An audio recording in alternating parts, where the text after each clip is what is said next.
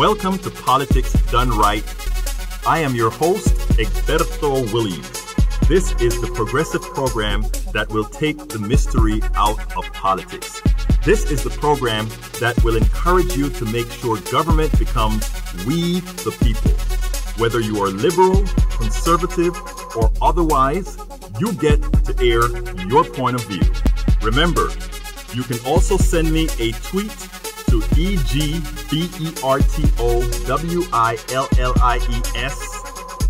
That is, at Egberto Willies. Let us engage. It is politics done right. 1, 2, 3, 4. Well, folks, welcome to one more edition of Politics Done Right, and I begin again. Well, folks, welcome to one more edition of Politics Done Right. We are going to have a great show for you today. It's sort of going to be, I don't want to say a continuation of the show yesterday, but we're going to touch on topics of yesterday. But it's very, very important before we even get started for me to ask you to do what I always ask you to do, and that is to share this program on your Facebook wall. Share this program on your Facebook page, Twitter, on your Twitter, Tumblr, Instagram, and anywhere. Let people know that there is a place to go where we are telling the truth. Let folks know there is a place to go where we are given marching directions to ensure that we don't only win. It's not only about winning 2018. 2018 is not enough. It's about a hell of a lot more. You know why, folks? Because 2018 is just the beginning. And if we don't have a good start, if we don't have a good beginning, what do we have? We don't have what's required. So, folks, please remember, if you're just joining us right now, please share this program right away so that everybody can benefit from what we're talking about here. Very important topics. Today we're going to talk about Progressives, Democrats Unite. That's going to be the main topic of discussion. Welcome aboard, Marty Parkinson. Welcome aboard, Michael Rutnan. Welcome aboard, Sharon Reckwalt Harper, and anybody that I'm missing in the queue right now. It's a pleasure having you on again. For those who are just joining us, while we wait for more folks to join on the show, both on Blog Talk Radio, Coffee Party Network, and Facebook Live, we want to make sure, folks, that we are all engaged. Everybody has got to be engaged for this next election. Everybody has got to be engaged, not just for this next election, but, folks, going forward, we have got to be engaged. We have to create a new paradigm. And in order to create a new paradigm, what we have to do is make sure that people know it's not a fool's folly. Let them know that supporting the progressive movement is what it's going to take to move forward. Welcome aboard, Bruce Pollard. Welcome aboard. Hey, folks, look, I think, let's see, I have an early caller here. And what I'm going to do is, normally I'd go right into the show. But, okay, well, there's a caller on, but you haven't showed whether or not you want to speak. If you want to speak, caller, hit the number 1 so that I know that you're not just listening on Blog Talk Radio, but that you actually want to say something. So the caller that's on from 504, I think that's 504, go ahead and hit the number 1 if you'd like to come on air and say something. And you've hit the number 1. And what we'll do, folks, is before we get into the program, I don't want to leave somebody holding for a long time. So I'll go ahead and start that, then we'll get into the program. Caller at 504, you are hot. Come on in. Yes, thank you. Greetings. I was actually just tuned in. I had a show on Blog Talk Radio called New Orleans Wake Up. Uh-huh. I haven't done the show in a couple of years now, but I was just getting back into the groove of listening to programs here on Blog Talk Radio, and I know your show was just not getting started, and I kind of didn't want to, express an opinion until after whatever your topic was. Okay, no problem. I did read what your, progressives and Democrats create a, grassroots level, so on and so forth. Great. So what I'll do, sir, is I'll put you back on hold, and after we go through the blog of the week, etc., I'll bring you back in. Is that okay with you? Sure, I'll press the 1 then if I have a question. Thank you so kindly, my friend. Okay, and we have another caller from 832. 832, come on in. 832, you're on. Okay. What I'll do is I'll come back to 832. If you want to speak, please go ahead and hit the number 1, and so that I can get a flag that says you want to speak, and I'll bring you in, my friend. But anyhow, folks, the topic of the show today is very important. Very important, and I'm going to get into it. But before I get into it, I want to say something. This morning, okay, 832 has the hands up right now. I'll go to 832. 832, come on in. Come on in, 832. Am I 832, Egberto? Yes. Oh, that's Bruce. Come on in, Bruce. Let us have it. Yeah, this is Bruce. Hey, I just wanted to put out there, I put a link to a Guardian article. On August 1st, they're going to, the State Department's okayed for everybody to download and print out 3D printed guns.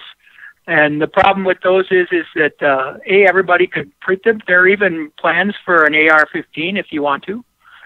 And the problem with those is that they can't be traced with metal detectors so easily. They're supposed to have metal in them, but some of them can be just printed with plastic. And the Guardian blames this on Trump. It's a State Department decision. They settled a lawsuit. But I think it's a problem, and somebody should stop it. Well, I just don't know how. I am glad that you brought that up, Bruce. In fact, earlier on, I heard from you, and the link that you placed on my Facebook wall, I went ahead and incorporated it into the blog of today's show. So, folks, if you take a look at the blog of today's show, and what I'm going to do is later on I'm going to read that, but Bruce has been kind enough to call in and give an emergency note, and let's folks go ahead and duplicate these shows and make sure that the Bruce's message gets out there, because again, it is important. We all fly, we all go places. We don't need any of these, I hate to call it this, but only wackos will do this, but we have a lot of these people that think they're owed something, and they just may go ahead and print a gun and get onto a plane. So let's heed Bruce's warning, and let's make sure that this is done. Anything else you want to add, Bruce, before I get started with the program? Nope, that's it. Thanks for everybody. So this is a time that actually people can make some action and try and help keep us a little bit safer. Thanks a lot, everybody. And keep up your work, Egberto. Bye-bye. Thank you so kindly for calling in, Bruce. I've been most helpful. Anyhow, folks, the program today is titled, and folks, if you're just joining us, please go ahead and share this program on your wall, share this program on your Twitter, share this program on Instagram, everywhere. Let's make sure that people are listening. Let's make sure that the word gets to people. Remember, this show is aired both on Pacifica Network, it's aired on Blog Talk Radio, Coffee Party Network, and of course, EgbertoWillies.com, politicsandright.com. Very important that we keep all these things going, my dear friends, but please, please, if we want to get these programs going, if we want to make a difference, we have to have the progressive message, which is the message most Americans want to hear. Not only hear, most Americans want to live by, and I've written so many blogs that identify the policies, the values of the American people.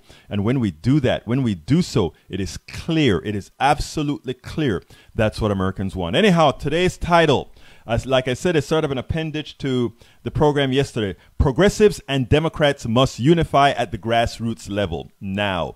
And subtitle, while progressives and Democrats must not let up on the Democratic Party establishment who continues to buck the left movement of the country, we must unite at the grassroots level. I wrote an article, a deep article for Daily Kos, and that's the blog of the week today. It featured on Daily Kos's front page on Sunday.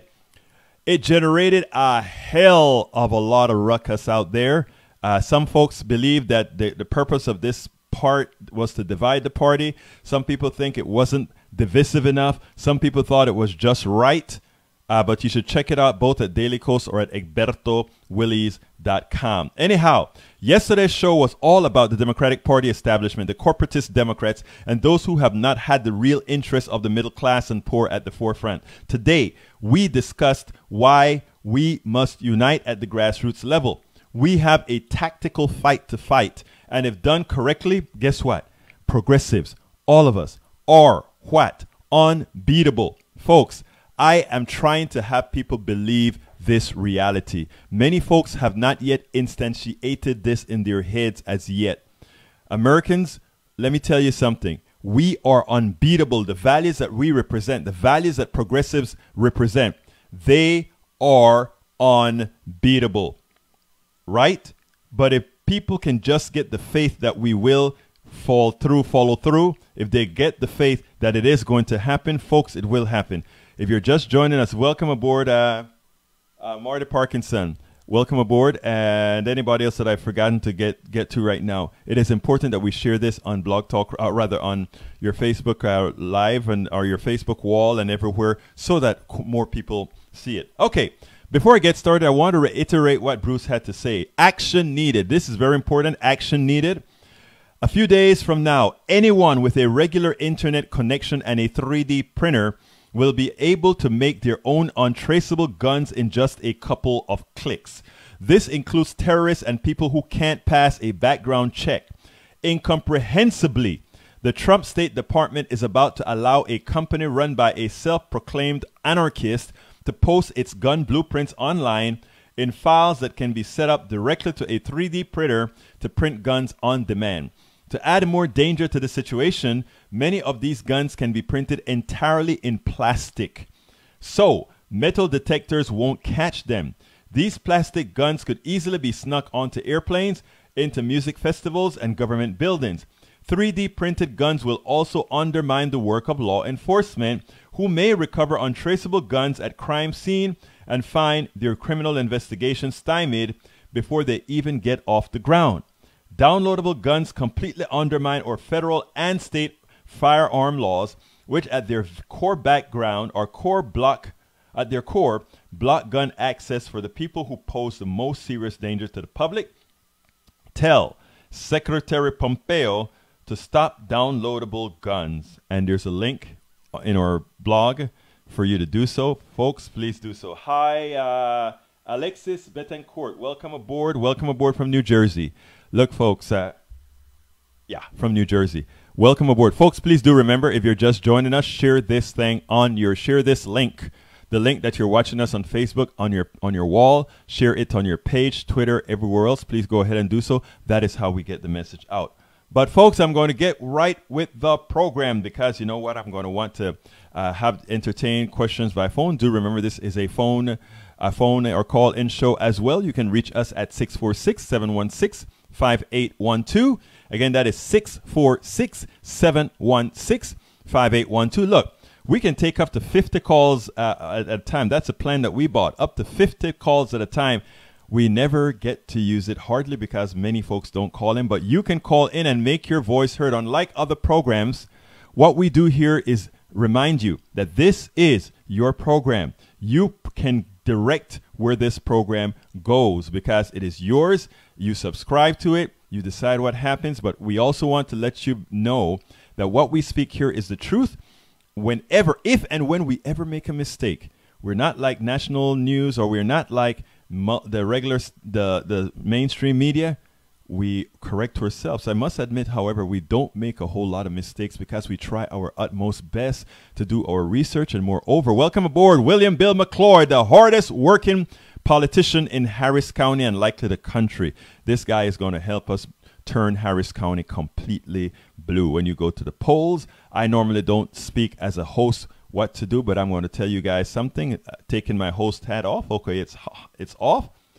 I love Bill McCloy, folks. That is one of the folks that you've got to go out there and support, and let it be known that you are going to reward hard-working politicians. I can name a few of them. I will as time goes on, and we'll bring them on the show as well. Folks, like I said before, it is important that you share these programs. Let's make sure and get these things busy. But, folks, do you know what time it is?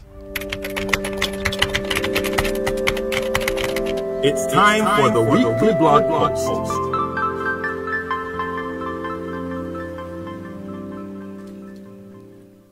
Okay, this was the front page of the Daily Kos, the largest liberal progressive blog site, website in the country, where progressives and some trolls get together and hash out what is going to be our next politics. In fact, out of the Daily Kos website came Netroots Nation, who subsequently became a foundation in its own right, but had its genesis as Yearly Coast, which was a part of Daily Coast, the largest liberal what I call think tank, because it's where the real people do the thinking. You know, you have official think tanks that are purchased by different companies or different rich individuals.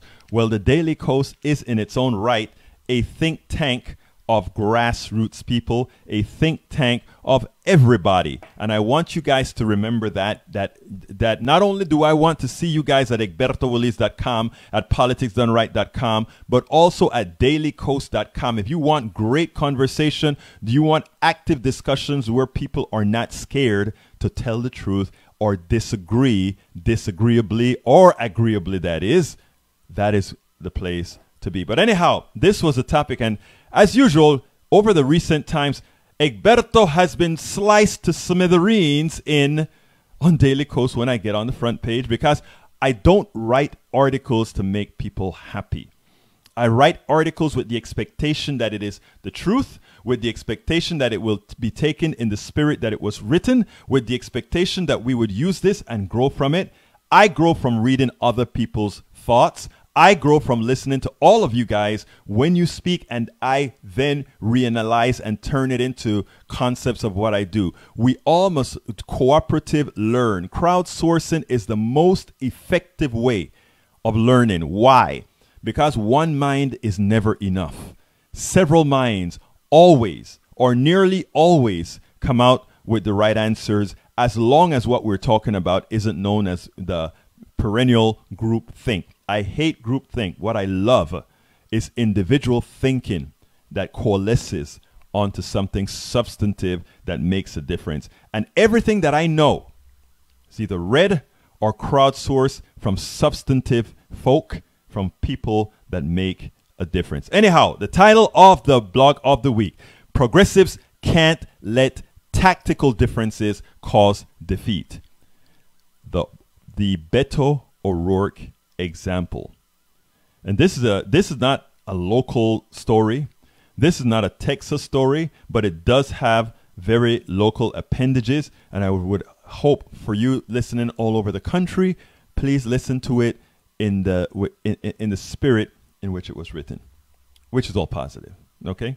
That's all I believe in, positivity. Anyhow, progressive organizations are at an impasse for the 2018 election and beyond. If they do not get their act together, they will all continue to fall with all their good intentions. And yes, we know all our progressive organizations, they all have good intentions, and I love them all. I consider them all friends, and I don't mean just tacit friends, I mean friends. I participate in several progressive organizations, both directly and indirectly, and that is both local and national. It's important. Local and national. For this article, I will not name any. Suffice it to say, this commentary applies to just about every organization, specifically every progressive organization. And here it is, my dear friends. The Abolish ICE moniker has become yet another clarion call for many progressive groups. Many are demanding that Democratic politicians who are running as progressives adopt this stance. In other words, they all want them to come out firing. Abolish ICE. In fact, many are using it as a litmus test. Well-known Houston progressive activist journalist Sam Osser wrote an article titled "Beto O'Rourke is not going to abolish ICE" recently that should give those who want to win 2018 pause. I respect all our progressive journalists. I respect all our progressive activists, but I think it is important for us in the whole progressive space and elsewhere to really speak to each other in such a manner to maximize the potential or the possibility of winning, but not just winning, but landslide winning. And here we go. This is what Samasa wrote. She wrote, Tuesday night, local activist Saraya Garcia confronted Beto O'Rourke about this stance on abolishing ICE. Before she was visibly harassed by some audience members, he responded with, "So don't lecture me about the border and immigrants and things that we need to do. I am doing everything that I can right now, and I will continue to do everything that I can. That was Beto's response. I've heard many activists took that response and said the man was being condescending. I'm sorry. If you're working at an issue, I don't care who you are, but you're working on an issue, and somebody is hammering you about a specific item that you don't support, but they want you to support, and because you don't support, they're lecturing you. I don't think the guy's response was, I don't think the guy's response was condescending. I don't need a lot of folks to lecture me on issues. Now, here's a difference between myself and O'Rourke. I probably wouldn't have said that. I would have just said, thank you so kindly for having your point of view, and leave it at that. I wouldn't have tried to say, look, I don't need you to lecture me. But in the heat of campaigning, in the heat of a lot of things going on, a lot of times people get more, they get necessarily aggressive. But remember, they need not ever be that for exactly the same reason here. When a progressive reporter can take those words and make it into some sort of a attempt at saying the guy was condescending. Continuing. He mentions that he is doing and will continue to do everything he can. This is Sam Osser's piece. He mentions that he is doing and will continue to do everything he can regarding this issue. But he does not take a firm stand in lining himself with abolishing ICE. Why? As a current representative for El Paso, Hispanics and Latinos of any race account for almost 81% of the city's population. ICE has a handbook on how to strip citizenship from naturalized Americans per a report from The Intercept. Look, I take that very seriously. Come on, folks. I am a born Panamanian, naturalized American, went through all the hoops legally, but I am a naturalized citizen. So if I hear something to the effect that, oh my God, there is a plan to strip citizenship for those of us who earned it, those of us who work for it, I take that seriously. But I'll be also honest. There's nothing about Beto O'Rourke that is, or just saying abolish ICE that's going to turn around that reality, or that's going to turn around that. So we have to be pragmatic in these issues. Continuing. Later in the article, Asa wrote the following. She wrote the following, and this is a part that very much concerned me. She said, Robert Francis O'Rourke was not eligible to join the Congressional Hispanic Caucus in 2013 for the simple fact that he is not Hispanic.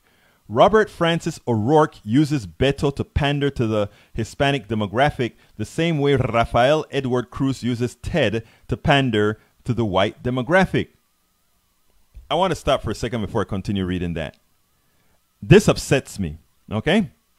I wonder if I could join the Hispanic caucus. I'm a black Caribbean Latino. I'm from Panama. Hablo español y todo eso. So, some of the connotation that is made in the story, I think doesn't look at the reality of things. I don't know if it's real that he couldn't join the Hispanic caucus. I don't know that. If for some reason he really couldn't join the Hispanic caucus, being a Democrat, having a Hispanic constituency, I would have to have a very long talk with the Hispanic caucus. And by the way, it shouldn't be called the Hispanic caucus. It should be called the Latino caucus. Hispanic and Latinos are very different. And I wish more people would start realizing that and remove Hispanic from most of what we're talking about. It is Latino. Okay. And then she continues. Sure, O'Rourke is not taking corporate or PAC money in his run for Senate. However, he is still beholden to his previous campaign donors, as he is still serving as U.S. Representative for Texas 16th Congressional District. That, in my opinion, is uncalled for. And the reason why is O'Rourke will be our representative, progressives and Democrats alike, representative to run for the Senate in Texas. It's what we got. And beating up on O'Rourke right now has no pragmatic results. I am not stopping the people who want to do abolish ICE. I support the abolish ICE movement.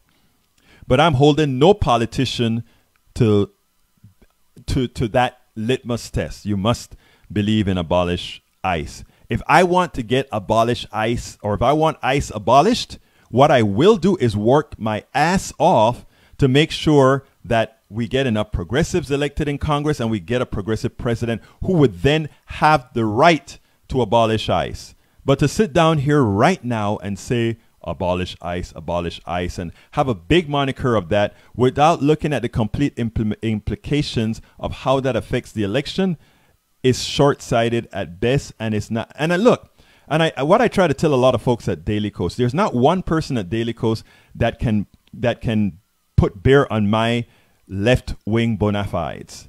I am a left-winger, more left than the vast majority of Americans.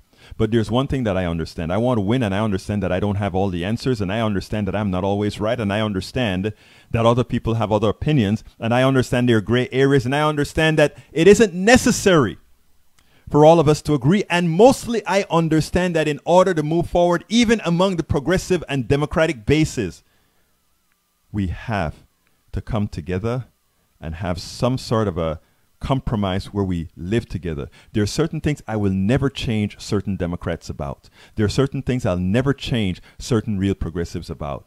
But we are basically on the same team, and we're basically standing up for the vast majority of the same values. Do not mix basic progressives and Democrats with establishment and corporatist Democrats. That is a very small sect. Corporatist and establishment is a very small sect that has influence on a whole lot of people. I talk to the people. That is who I am concerned about talking with. So I have no animus with anybody, any Democrat, any progressive, just the corporatists and the establishment. And that is such a small group because most of us, the 99% of us, do not fall into that category. I have no concern about. So therefore, we have to be pragmatic. Now, I have complete respect for progressive activist journalists like Sam Osser who are in fact making a difference with their reporting. I do respect them. I do respect all these guys, including the ones that sometimes go, I think, overboard. But they are not falling for the journalistic traps that make reporting an arm of the plutocracy that adheres to rules that are no longer valid in the type of politics that uses traditional journalism as a weapon against the masses. You know, during the Obamacare debate, the reason people went like, well, Obamacare is going to create these death panels according to XYZ, but according to ABC, they're not creating death panels. You know, we have this either or either. The type of journalism we need to have is the journalism that says, when the person says Obamacare has death panels, you're lying. And not only that you're lying, but when this particular person says that that is not true, they are the ones that correct. Americans would have much appreciated that you had an arbiter of truth during all these debates where we would not have gotten all this false information, the ability to cauterize in many people's minds. And that's what we had. We had the mainstream media giving crap the plausibility of truth. I repeat, we had the mainstream media given much information the plausibility of truthfulness. And that is what partially why the country is screwed up. That is exactly what the Powell Manifesto inferred or implied that needed to be done in order for these guys to retake the country. These are concepts we have to understand. And as progressives, you guys are very smart. We are the smart sect. We ought to understand that purity is important at times, but there are times when we have to know when to just look. Continuing, my friends. Let me repeat that paragraph because it's important. I have complete respect for progressive activist journalists like Sam Osser who are in fact making a difference with their reporting. They are not falling for the journalistic traps that make reporting an arm of the plutocracy that adheres to rules that are no longer valid in the type of politics that uses traditional journalism as a weapon against the masses. But Osser's statements reflect, or rather that said, it is vital that one understands the power of words. The influence of their informed opinions have not only on the masses, but the actual outcomes of elections. Okay? We have to understand that. The influence of their informed opinions have not only on the masses, it's not only on the masses that it affects, but also on the outcomes of elections. Osser's statements reflect the sentiment of many progressive organizations. Moreover, her later unnecessary ethnic appropriation attack on Beto is also a tactic I've seen used by those who disagree with his non-support for abolish ICE. We can disagree on tactics and still support one another for the better good. The progressive values we all back in the aggregate. I mean, you have to remember that. We all back those progressive values in the aggregate. Now, as an activist, political blogger, journalist myself, I support the Abolish ICE moniker and movement. However, tactically, I continue to believe that we must not use it as one of our litmus tests for Democratic and progressive candidates. In the short and long run, it won't win elections nor help the ones it is intended to help. It is great to say abolish ICE. It is great to say all these things. But if we never get into power to do so, it makes no difference. And our brothers and sisters, or Latino brothers and sisters who are trying to escape from where they are, who are coming for asylum, who are doing all these things, we don't help them by being purified in our support for the abolishment of ICE. Another person tell me, well, Egberto, if you don't support abolish of ICE, you should at least support a thing that says modify ICE or reform ICE or something like that. I'm saying leave the damn thing alone where politicians are concerned. You can have all these movements out there, abolish ICE, abolish whatever you want, everything that's progressive. Go into our factions and do it. I'll be reporting all of it and I will be supporting all of it. But when it comes to winning elections, we have to have a cohesive message, a message that applies broad base and that hits hard. Let's continue. Anyhow, recently I wrote the article, Immigration Could Be a Fatal Achilles Heel for Progressives in 2018. I wrote that on the front page of Daily Kos as well. And as usual, I also got torn to smithereens. But I stand by that piece, and I hope people will reread that piece with the intent and the spirit in which it was written. So I will repeat. Recently, I wrote the article, Immigration Could Be a Fatal Achilles Heel for Progressives in 2018. That indicates why we can win the moral argument and lose because of tactical miscalculations. And it goes as follows. A few days ago, I was making that point on Politics Done Right, this show. Actually, I think it was the one in KPFT. I wanted to point out the dangers on the manner in which we address Trump's xenophobic evil in general, but specifically his cruel deeds at the border. In the process of making the argument on the episode of the show, a caller, a black man from New Orleans, called in. I found his words not only sincere, but one that rarely gets addressed by progressives as they make the immigration case. And please, folks, I beg thee, listen to these words right here. This is important. The black man from New Orleans has seen immigrants come into his community and extract without making any attempts of being a part of their fabric. Moreover, through the prisms of their eyes, they see people from a foreign land and adapt many of the behaviors of their racist compatriots. Why then would they have any heightened desire to further assist the immigration process of anyone? Important. Listen to that. But the immigration issue and how it plays out is ultimately deeper. That family, irrespective of race or ethnic background, who is suffering in Appalachia or the middle of any part of urban or rural America, may justifiably ask similar questions. The angst that can quickly turn any favorable poll toward immigrants can rapidly decline. That angst can quickly turn any unfavorable poll towards immigrants rapidly. And it does not solely affect the unskilled.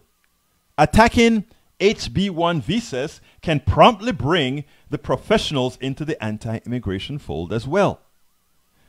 We have to think strategically. You know, a lot of people say, oh, immigration, low skilled workers, etc. We can have immigration bring in, Trump can have immigration bring in a whole lot of demographics you think it wouldn't, because it's magical.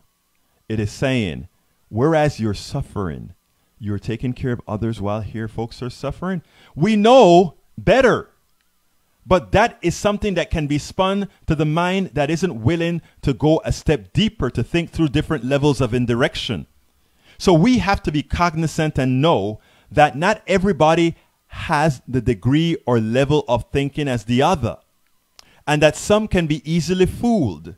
And that some can, and good people can be fooled. I know a lot of good people.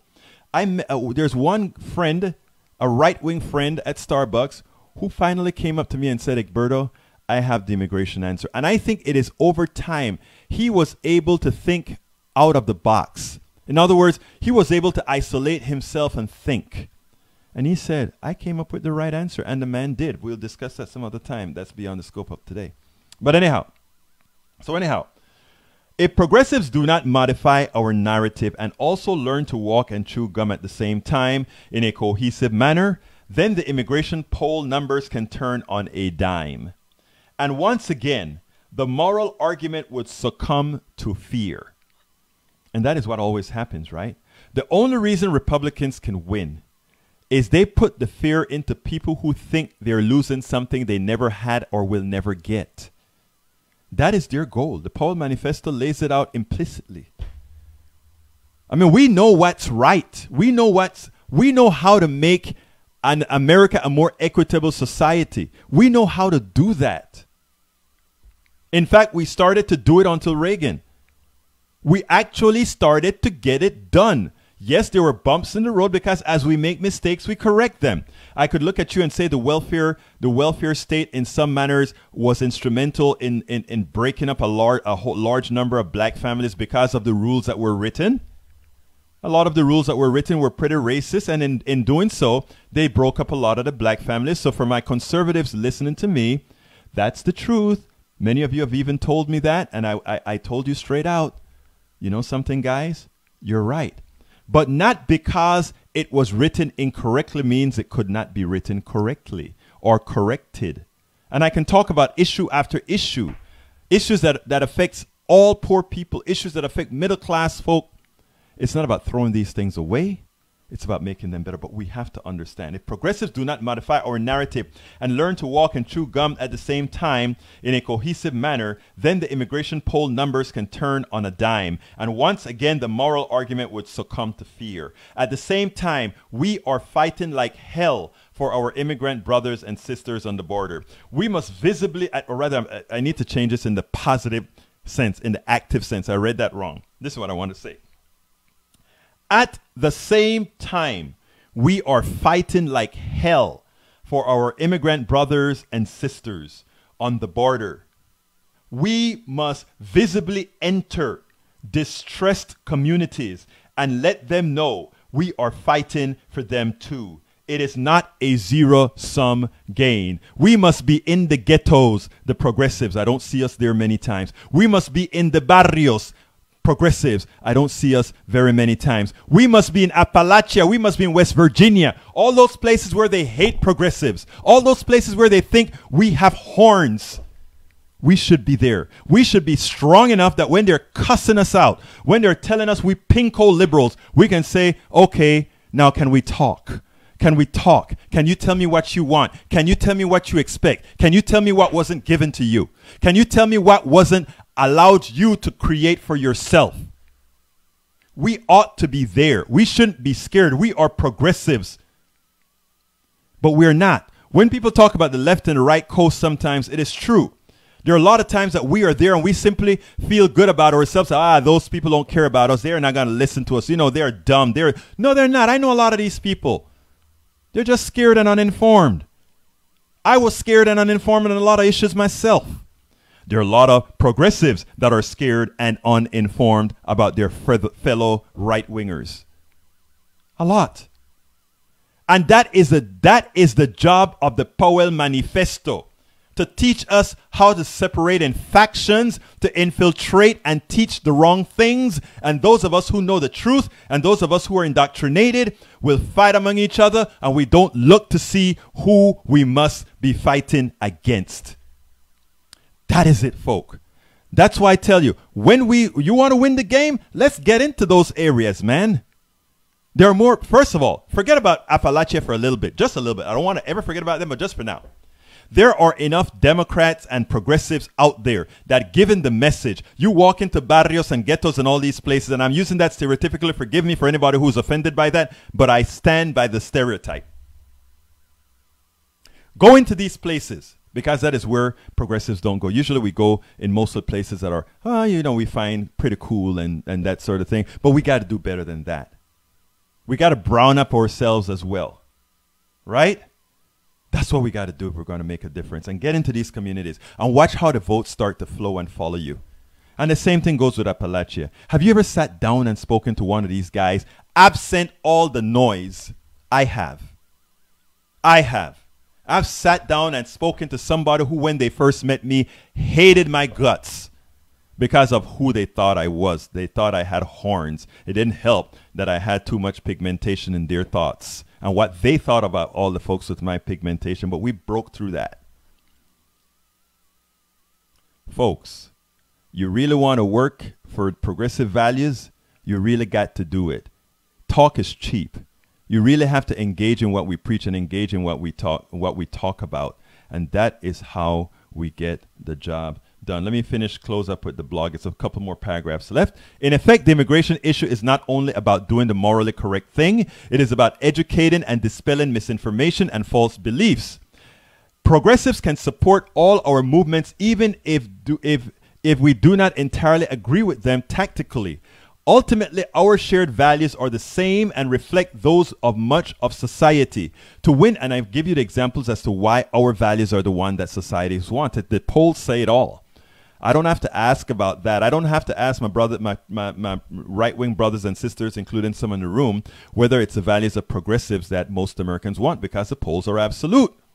The polls are absolute. Progressive values is what Americans want. I'm not talking social things like abortion and that sort of stuff. Those are gray areas, even though they are at the maximum side as well. They're at the plurality as well. But progressive values is what Americans want. It's a narrative that progressives are very poor at putting out there. Progressives can support all our movements, even if we do not entirely agree with them tactically. Ultimately, our shared values are the same and reflect those of much of society. To win elections, however, we must have a cohesive message that in which every American feels speak to them and will make the lives of their lives and the lives of their families better. Beto O'Rourke is the best option progressives, Democrats, and Texans have to unseat one of the Senate's most demonstrably divisive lying demagogues. In this author's humble opinion, he has proven his progressive bona fides. O'Rourke may not cleanly check all boxes that many progressives organizations want. Tactically, he's threading a needle necessarily where traditional journalism has not caught up with today's politics. As such, he must couch his stances with those in the know and to those easily deceived.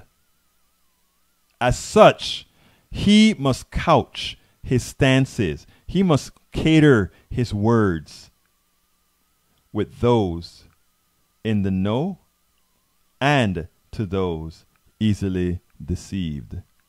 He has to bring them all together. It's not an easy task. Progressives have got to be tactical. We have got to be tactical.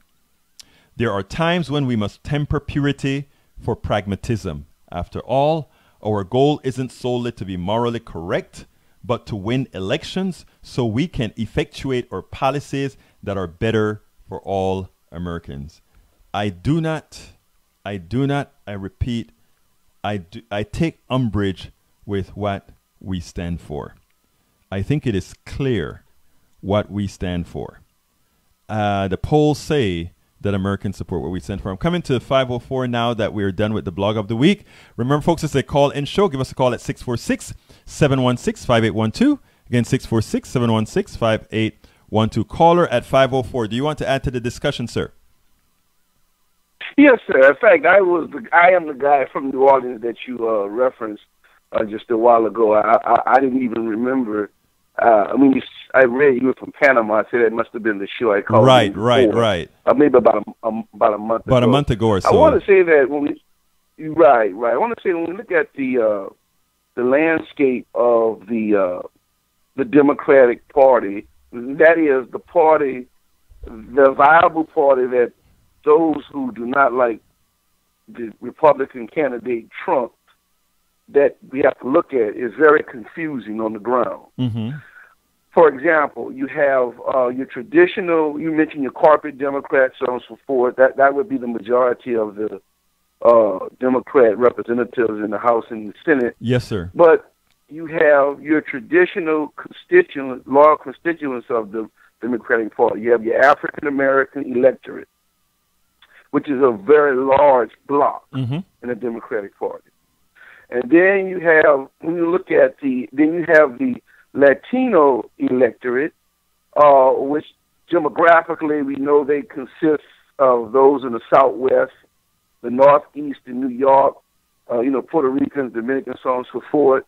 But we also have seen a significant amount of people from the Latino group become conservative. Right. They've switched to the conservative party. And what we see is that many groups who come into the country over time, as they get a middle-class footing, they begin to identify with the dominant society over time. Then we have what I call this progressive element you make reference to. And then I think a lot of progressives choose neither the Republicans or the Democrats. But in this progressive element, there's something that's problematic to me. And I've seen this in the recent campaigns to take down Confederate statues, whether it's immigration. There is a fringe young white element that do bring violence to the table. And it confuses many of the regular constituents of, let's say, the Democratic Party. You have, for example, in my opinion, the African Americans' freedom movement has and is exploited by other groups to advocate for other agenda interests that may not be the immediate interests of the African American demographic. So it is a mess. It's a mess on the ground for the Democrats/progressive. It truly is a mess.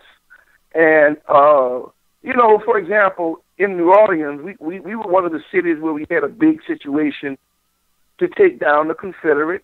At least there was 4 Confederate monuments that was targeted to be taken down. They've been taken down, and the former mayor, Mitch Landrieu, led the effort. Okay.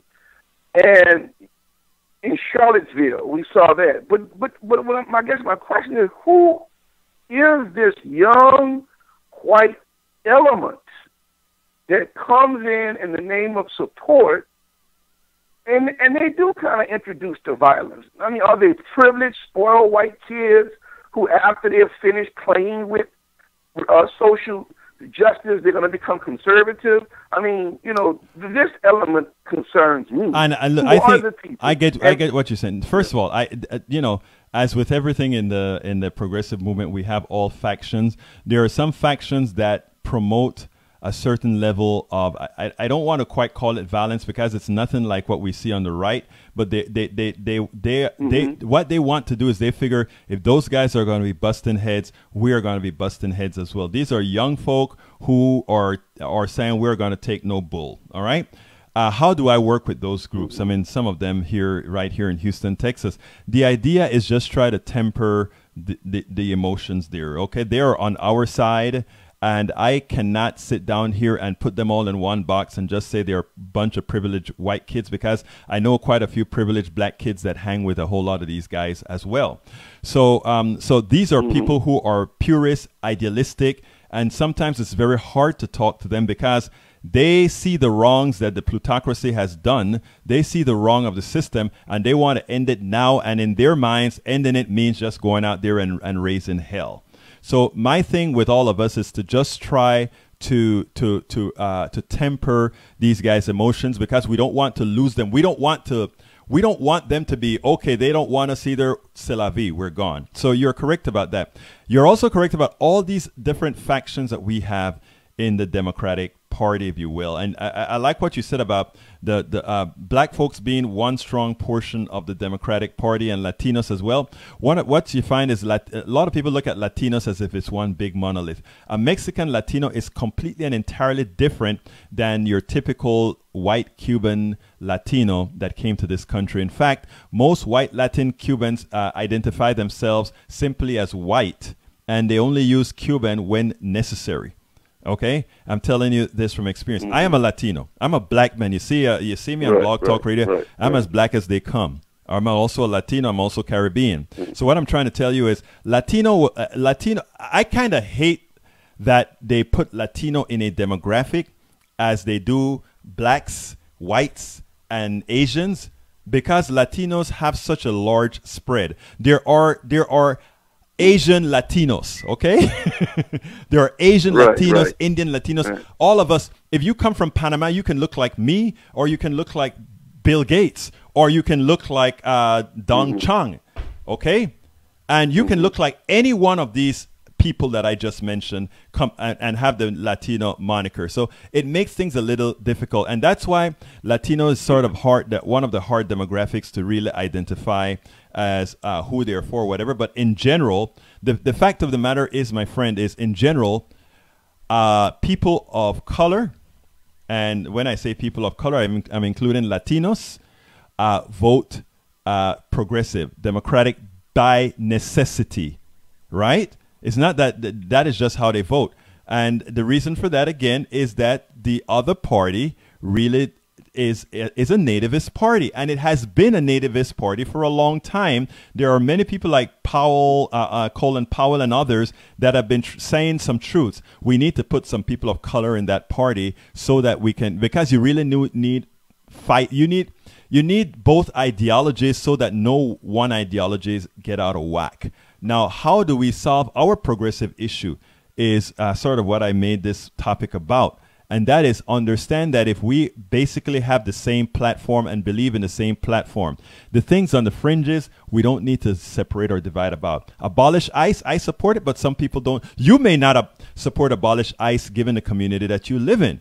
I mean, like you mentioned earlier on, as far as you're concerned, the type of immigrants that come into your community abuse your community. So then by us having a strong stance on abolish ICE and having certain kind of monikers, what we have is Trump come into your community and get a whole lot of folks in your community to unite with him on that single issue. We have to do things to mitigate that probability, which is exactly what he did in Michigan, exactly what he did in Iowa, exactly what he did in these other states. We have to fight smart. And you say, my friend. I want to share with you an irony, contradiction and irony. Yes. You have, different categories of immigrant groups that come in. Yes. And I think when I spoke to you before a month ago, the point I was making is that many of the immigrant groups do come here with an already established worldview about black people. It's not anything they have to learn from white people when they come into this country. Right. And one of the ironies on the landscape, based off my assessment, is that black people in America are far better off on the landscape with the Donald Trumps than the immigrants. Now, why do I say that? Because the Donald Trumps, euphemism for the typical majority white voter, Republican, conservative, nativist, there's a relationship in discussion about freedom, equality, and dignity and rights. So when a white person sees a black person, the white person already knows that he got a thing going with a black person about their rights. These immigrant groups are coming here with age-old fixed positions of hierarchies, and they relate to black people on that level. Koreans, for example, already have a fixed position. And if you're a female, if you're a black female, then you're even less in their eyes. That's why in many cases you've had violence erupt between Korean merchants against black customers, particularly black female customers, even killing them. And in a recent case that went viral is a Korean store owner slapping the black female employee. You have Palestinian and other Arab Islamic groups who own stores in the black community who also bring this age-old hierarchical view of black people to the table, such that if you're a woman, black woman, you're only good for sex, and if you're a black male, you got to be completely out of view. And so, whereby in America, with the Donald Trump supporters, this is the struggle we've been having in America about liberty, freedom, equality. Right. No. So, in other words, when you're confronting a white person in America, the white person already knows you've been fighting against his attempt to dominate you. But when you're confronting an Arab or a Korean, they don't have no sense of freedom, equality, and liberty based off the fact they're bringing an age-old fixed hierarchy of positions with people. You know, sir, that what you've just said, I think is so important for other people to hear. And why I think it's so important for other people to hear is because this is not an easy situation. You see, because we're mixing up a whole lot of issues here. Immigration, at the same time with socioeconomics, at the same time with social status, all that sort of thing. And I don't know if I said this on the show when you were on the last time, but what I said is, I want to keep the immigration doors open, but I also want to keep the laws of the land clear so that all these people that come exactly with what you said, with those preconceived notions of status, those preconceived notion of racial hierarchy or social hierarchy, that they understand that being an American means all of that is gone. I mean, we've been fighting with white Americans for a long time to ensure that level of equality. We don't need to fight that battle again when immigrants come into the country. I am an immigrant who came into the country as well. And I tell you what, I had to learn a whole lot when I came into the country about women. And what I mean is, whereas where I'm from, the women have it's not a lower status, but there are certain ways that, certain things that people get away with women in our part of the world that is just not applicable technically in the United States, even though in reality it does as well. But again, it's not acceptable. So I'm saying what we have to do is learn. Now, but what's most important about what you're saying is what I think progressives have to learn from what you've said. And that is, in this short amount of time between now and the election, there is enough that Trump can place in your mailbox. There is enough that Trump can place in your social media feed to exactly tell the story you just told. And that story you just told, while it may not convince most black folk, most Latino folk to vote against immigration, which means vote for the Trump folk, it can convince enough of them to prevent us from having a landslide or prevent us from winning altogether. And that is sort of why I used your commentary from a month ago as a template for this post that I made on the Daily Coast, because it is an important concept. We have to look at how other people think and not have this unitary way of thinking. And that's why I think it's so important that news programs, the Politics Done Right, and all these other programs open the doors to everybody, yourself, everybody, so they can actually have a place that they can put their true feelings and what they believe and what they're seeing on the ground. Because a bunch of liberals or a bunch of progressives like myself jumping up and down in front of City Hall, not being in your community, doesn't do a darn thing unless I talk to you. And that's what you are doing right here, my friend. You're talking here. And you have a platform that you're talking on. So I am hoping that in you coming to a program like this, and you can go back to your community and let it be known, look, what you're saying is actually true, but it's not a justification for voting for Trump and his cabal. It's not a justification for saying, let's shut down immigration, because most of the immigrants are good, in fact, good people that aren't going to be like those store merchants, because those store merchants, again, are the people with power who would be the plutocracies in their own countries. We have to find a way to get that message across an open door. I mean, and we can't allow Trump, the Paul manifestos, and all these guys to come out there and make us make decisions that ultimately affect us all negatively. Are you with me, my friend? Well, you know what I think. In order for a cohesive platform to be pushed, that could some things, unfortunately, Brother Egberto, some things might have to be downplayed.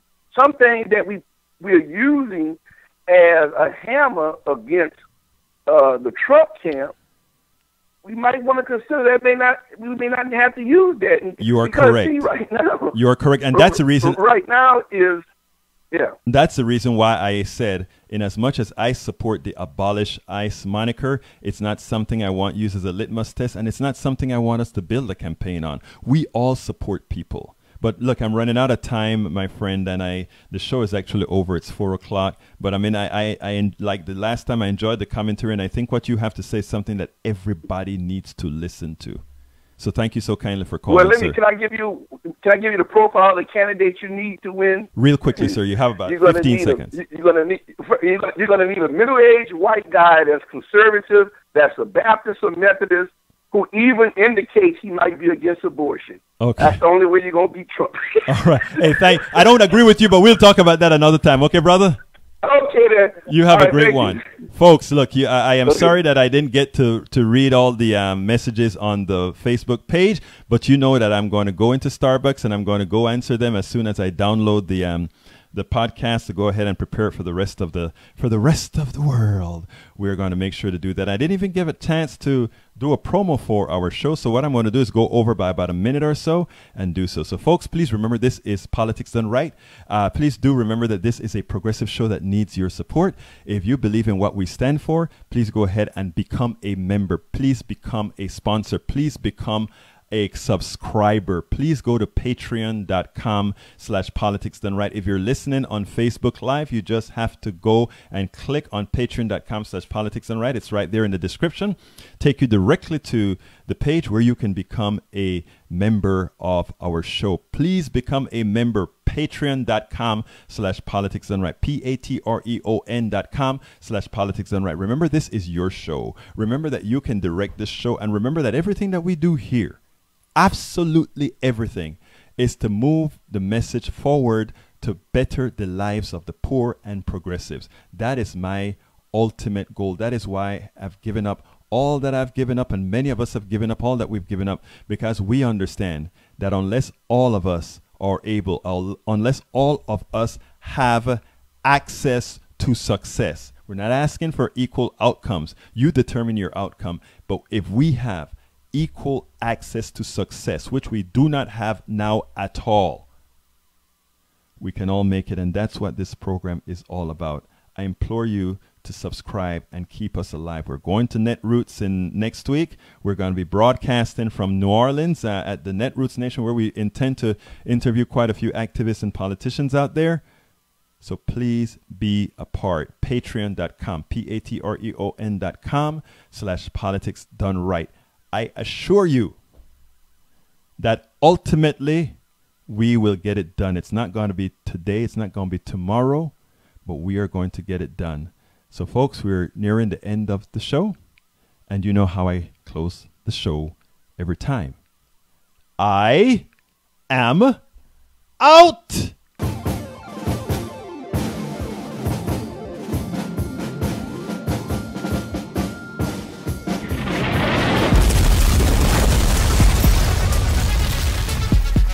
Welcome to Politics Done Right.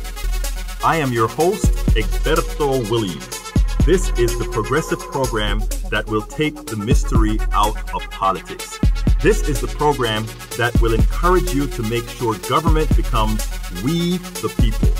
Whether you are liberal, conservative, or otherwise, you get to air your point of view.